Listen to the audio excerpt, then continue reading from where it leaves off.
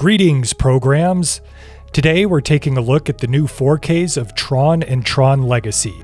I have been hoping and waiting for these to make their way to 4K ever since I made the conversion to a 4K setup about 6 years ago. I had a feeling that HDR had the potential to really make these movies pop in a way they haven't before. We'll get into that in a minute because there's some other things we need to address first. Once again, in what's becoming a frustrating pattern, we have a Steelbook release that sells out almost immediately everywhere, causing many to have their pre-orders canceled and many others to just be SOL on getting their hands on copies at all. I myself put in pre-orders with 3 different retailers, and it just so happened that Deep Discount was the one that came through this time. Deep Discount partners with Alliance Entertainment as their distributor, and Alliance also seems to be the distributor for many other online retailers such as Walmart, Target, Amazon, and more. I've always had good luck with Deep Discount, and despite the countless discs that I've had delivered over the years, I've never really had any problems with things arriving damaged. Unfortunately, my streak came to an end when these discs arrived. They were packaged in a simple brown mailer envelope, no box, no padding. As you can see, Legacy has a massive dent in the back that also broke the interior plastic housing for the discs. I was sure at least one of the discs would be toast, but miraculously it survived and plays just fine. Tron 82 fared much better, but is not entirely unscathed, as there is a little dent on the top that I suppose I can live with. I put the blame for the damage here on Deep Discount, as they, and every other retailer, should be packaging these things better.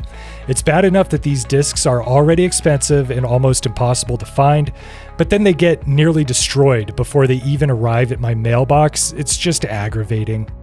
I'm hesitant to return these as the discs themselves are fine, and these might be the only copies I ever get my hands on. I think for now, I'll keep my other pre-orders in place, and if another one happens to come through in the future, maybe I can sell this one.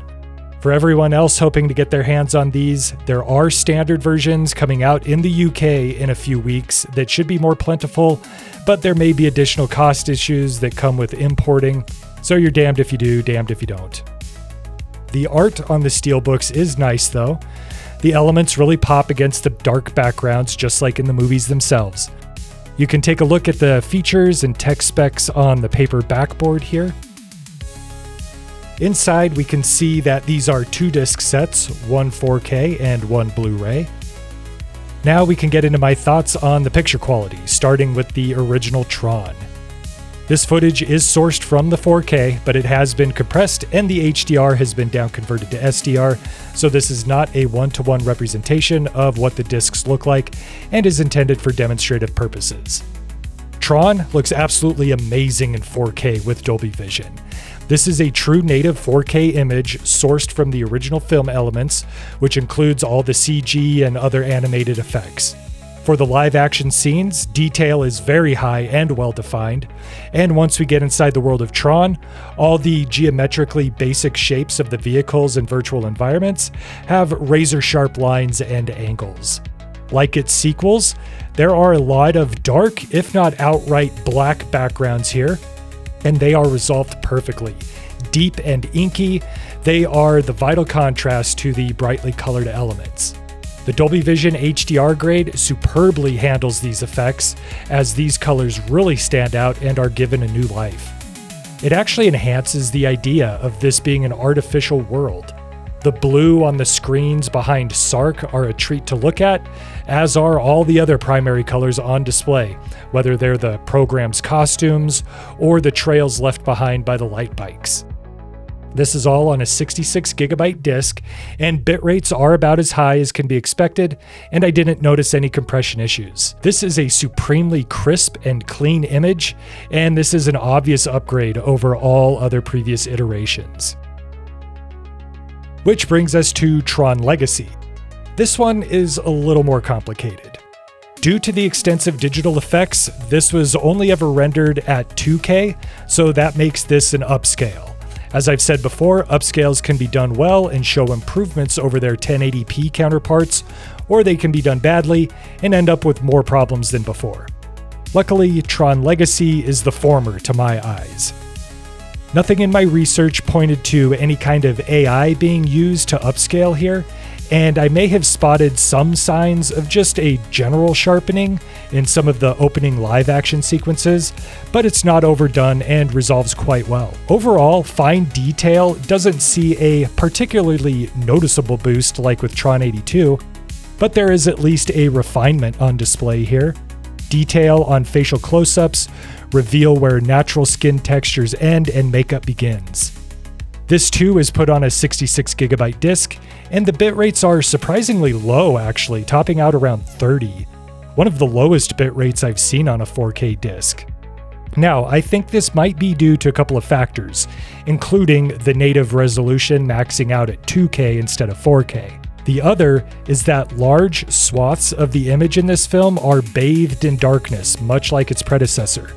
With a decent percentage of the image not really having much visual information to display, I think this results in just less data being needed. Much like how if you look at bit rates during the end credits on a 4K movie, they tend to be much lower because you just have white text over a black background.